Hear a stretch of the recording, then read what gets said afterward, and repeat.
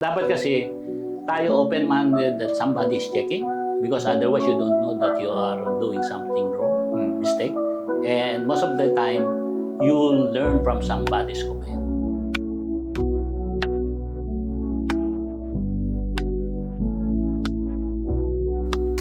Hello, fellow Mapuans! Kumusta kayo? So, we are here now for another episode of this 100 Mapuan Stories. Nandito tayo somewhere in Makati, and we have here with us today none other than one of the kilalang structural engineer. Hindi lang local po to, international po pinag-uusapan natin. Si Engineer Danny Aquino. Hi, Sir Danny. Kumusta po kayo? Okay lang. I'm happy that I've been picked as one of the interviewing today. Yes po, siyempre Okay, naman po it's an honor to be able to do this interview with you today. So first question, Sir Danny. So unang tanong is, kumusta naman yung inyong experience bilang estudyante way back sa Mapua? Medyo matagal-tagal na, no? 1982, right? 1982, yeah. Yung graduation nyo. And if you look back, no, can please share with us some of your memorable experience, no, sa Mapua. Nag-aaral pa kayo. Mapua is very known at that time as one of the best engineering schools in the Philippines, and I hope until now siya pa rin. It encouraged me to study and take Mapua as my school so that I can learn how to be an engineer. So ang first pick ko talaga architecture. But lately, hindi kaya ng budget, so ano na lang ako sa civil engineering. I came from a family na hindi naman ganun ka ang pananaw ko dati, to graduate is enough for me. To get 3 is enough for me. But everything is a bonus. Naging pioneer akong sa isang university na kinuha ko dahil sabi sa akin, Danny, bakit ang galing mo yata sa actual? Can you practice sa actual? Sabi ko, Dok, masaya na ako sa teaching, no?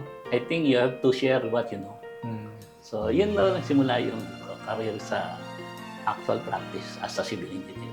Then, ang challenge pa doon, yung foreign student, madalas magbibigyan ng questions sa'yo on the spot, kailangan solve mo sa board. So, due to that challenge, sabi ni Doc na at that time, Danny, nasasagot mo naman lahat yung mga tanong, pa hindi ka mag-practice, kailangan ka ng na actual. So, nag-apply ako. Merong hiring sa abroad, Nippon Steel, Japan. Tapos sabi doon sa Nippon Steel, we need a very qualified civil engineer. Tapos may exam. Tapos sa Japan pala, very high level ang tingin nila sa mga professor.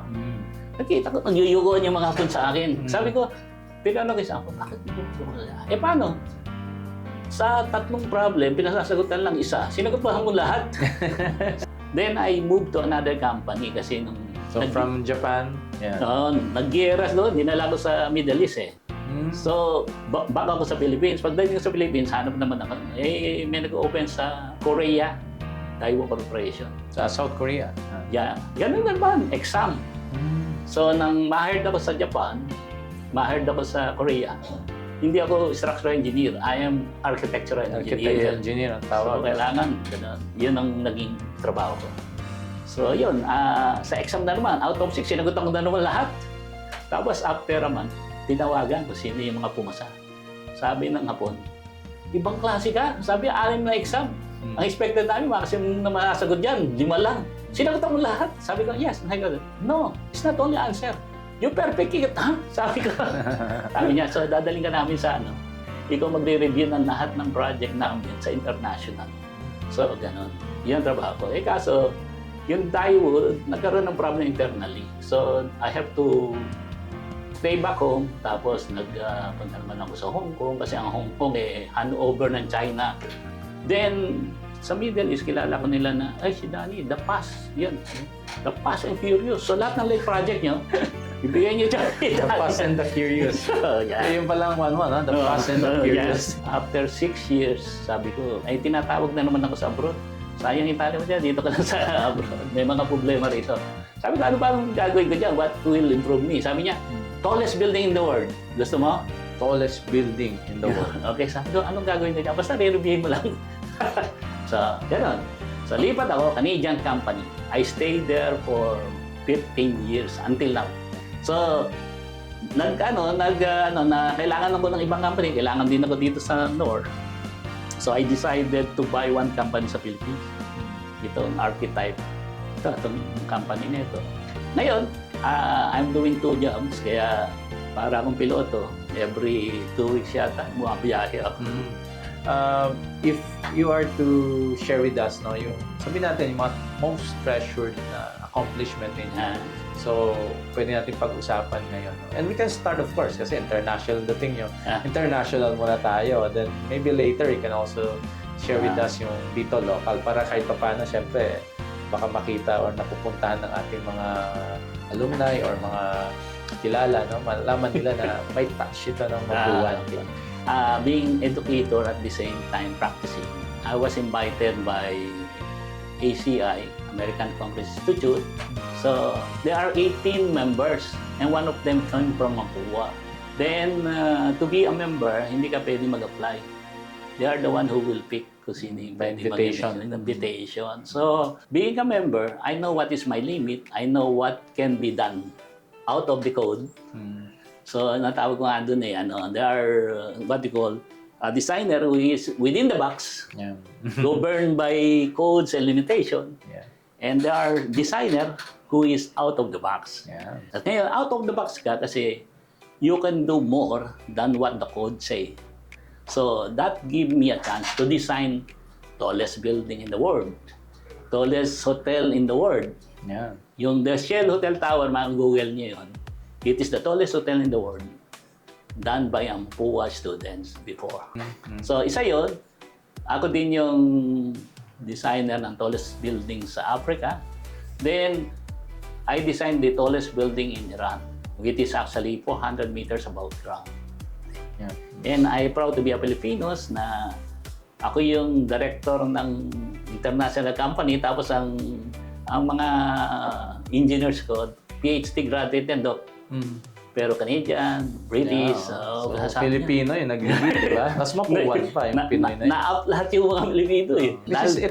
That's why we're doing this 100 Mapuan stories. Kasi gusto rin tayo na maipakita na yun nga, 100 years ng civil engineering program and isa kayo bilang one of the products of this program na talagang world-class ang dating, di ba? And hindi tayo papauli, katulad nga ng sinasabi nyo na tinitingala pa ng ibang bansa, no? Dating sa professional practice. The mark na bakit lagi naka-retire na ako, tinawag pa rin ako to do. Kasi very few structural engineer unknown na nag-existing na yung building, dadagdagan ng ilang floors, pwede pa rin. And we are talking here of tall buildings already, mga 300 meters. O kaya yung before, meron 66 story, nasa basement na, naka-construct na patungong podium. In-invite tayo na, Danny, we want it to be 82 floors, not 66. Imagine, naka-foundation design, tapos lahat na. Tapos dadagdag ka ng 14 floors. Tumatakbo na yung pinakamagaling na designer sa buong mundo doon eh. Siyempre, biglang basta-basta isang floor lang yan. Ang dami, di ba? So doon ako nanaon. Kaya in-interview ako sa international magazine. So, yung The Fast and Curious. They don't know how I managed to add, sabi that's with the help of the Lord, with the help of God. Bira, sabi, one of a kind. Sa local, kasi 6 years ako nag-practice dito eh, as the head of Civil and Structural Department of Maynard, Philippines. Sa NAIA Terminal 3, presently the biggest airport in the Philippines, yung may incline, gano'n, tinakbuhan ng lahat ng designer dito yun. Incline siya pagpunta ka NAIA. Tapos Zone 4. Zone 4. Diba, Zone 4. So, ibig sabihin, nagmumove vertical, nagmumove horizontal. Sa awa naman ng Diyos, I designed it in 1997. Ngayon, na-construct siya 2005 something. Ngayon ay 2024. So, glory to God. Nandun mga nakatayo. Tapos, ang isa pa, ewan ko kung napunta na kayo sa Bonifacio Global City. Being the Civil and Structural Director of Maynard, kami ang lead engineer and Maynard. Tapos, ang role ko kasi, pagka yung tinatakbuhan na ng mga engineer, yun ang gusto nyo. Gusto ko yun. So, sa Cebu, first tallest building, Bolo, yung City Light Cebu. Ano yun eh, at that time, pagka 20-story, tallest na yun. Ang talagang tallest siya kasi doon siya tinayo sa tuktok ng bundok. lahog. Lahog. Tapos ngayon, ang problema sa lahog, yung foundation. May mga, ano tawag doon, butas. So pagka nag-boost ka ng board pile, mawawala kinabukasan yung pile. So, ako, yun ang challenge sa akin, mas maganda. So, yun, ayaw nila magtayo kasi yung foundation problem. So, pagka 12 build, tinayo namin 8. So, nang makita ko, nang bumalik ako, lahat ang dami na. Alam mo, maganda, ikaw mag-pioneer, tapos sabi nila, mas better kami dyan. Nagawa sila ng marami. Ang dami na rin high-rise yan sa area. Sa haba na experience niyo, I'm sure you have a lot to share, no? I mean, in terms of advice and kumbaga mga principles, no, to first our students, no. And of course, pangalawa yung mga professionals na rin. Lalo na yung mga nag-uumpisa na o nasa mid-career sila, no, na baka may agam-agam sa kanilang isipan, saan ba sila papunta, ganyan. So, please do provide or share with us some advice and mga principles pa na inyong talagang kinip, no, in your heart and mind para kumbaga yung success maabot ko ninyo.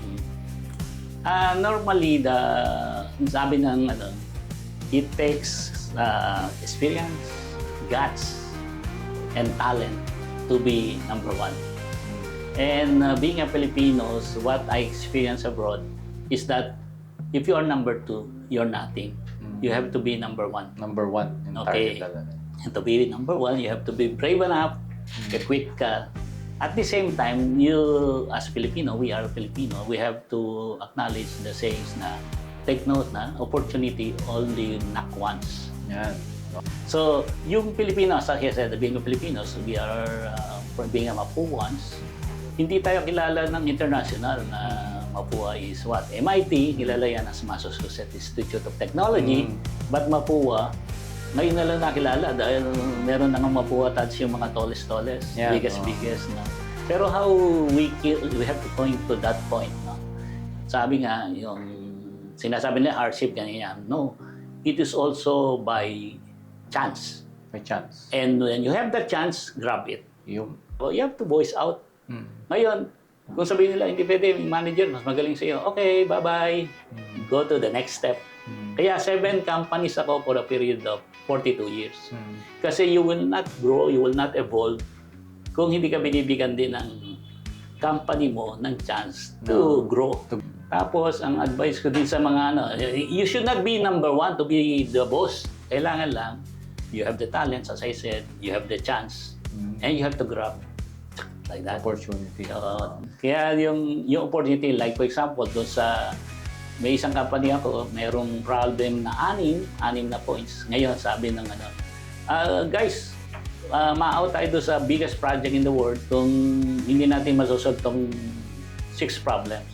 So, yung first 4 problems, madali. Volunteer lahat yung mga foreigners. So, kuha nila. May 2 projects na, 2 very difficult problems na walang kumukuha. So, taas ang kamay. Sabi ko, sir, I will do that. Sabi ko, actually, I started. Tawa na lahat. Tapos sabi, sino nagpapatawa? Sabi ng presidente, kasi heart-to-heart na yung meeting. Siya kanya nag-volunteer. Danny, are you serious? Sabi ko, yes, sir. Dala ko ngayon yung proof na binigay kong ganyan. Yung calculation, pinasa ganyan. Sabi niya, ba? Totoo, he's not joking niya. Sabi niya, sige, ipasa natin doon sa Swedish na expert natin sa Sweden and let us see. So, ang sabi ko doon, tayo, as Filipino, hindi naman sinasabi ko, pagka may talent tayo, huwag niyo itago. You have to brought out. You have to show. Yan. Importante yan sa mga students natin. Actually, kahit students, professionals, lahat. Kung may talent ka, pakita mo, let people know para mabigyan ka ng opportunity. Yes. Tapos, ang isa pang napansin ko, sa akin, pag kami nag-comment at negative, good point sa akin yun. Sa Pilipino, pag kami nag-pass, ayaw na, nangangayaw. If you fail, that is a good sign of experience. And a good talent that you will pick na never to do the same. Dapat kasi, tayo open-minded that somebody is checking because otherwise you don't know that you are doing something wrong, mistake. And most of the time, you will learn from somebody's comment. Sir Danny, before we go to your yung wish niyo for our centennial and your greetings to our community. Do you have any suggestions or recommendations na yung mga professionals natin dito, mga fellow structural engineers should really look into? And of course, overall, will improve the resilience of our structures in the country. So, to be specific, actually yung sinasabing when you have a suit like this, even though it's nice for a person, it should be suited to particular person. Di ba? Parang gano'n. Ang nakita ko sa code, yung kasi wag ka na sa mga students, doon muna kayo sa specific sa box. Na? Yung nakasulat sa libro na ito ang type ng structure, dapat na system mo ganito. Ito ang kailangan maximum sa bearing wall. This height lang, hindi tatayo yan. Depende po kung nasaan ka. Ngayon, what should be the code? Ang code kasi dapat specific. Halimbawa, nasa Middle East ka, non-seismic zone, mahinang wind. So, depende sa building. Pagka tumataas yung building, lumalakas ang load. So, ang code dyan, naka-focus ngayon sa wind. So, ang bibigyan mo na attention pagka magdi-design ka, performance-based wind design. So, yung code, iba doon sa Middle East, yung similar location and region, kung parehas, applicable tong certain code nito. Sa Japan is actually equal sa Philippines. Pagka nag-design ka ng gravity working, i-design mo din siya sa gravity na design, working pa rin. Pagka tapos yung lateral mo, wind and seismic, pareho dapat surface. Ngayon, after 20 years, nauso yung ultimate design. So pagka dinesign mo yung wind ng ultimate, dapat yung seismic ultimate. Pagka seismic, vertical movement tsaka horizontal. Parang inaalog na gano'n yan. So the force actually emanate from the bottom going above. So zero siya sa taas kasi Newton's second, yung principle ng ng Newton's second law of motion. Forces is emanated by acceleration times mass. So kung walang mass, zero.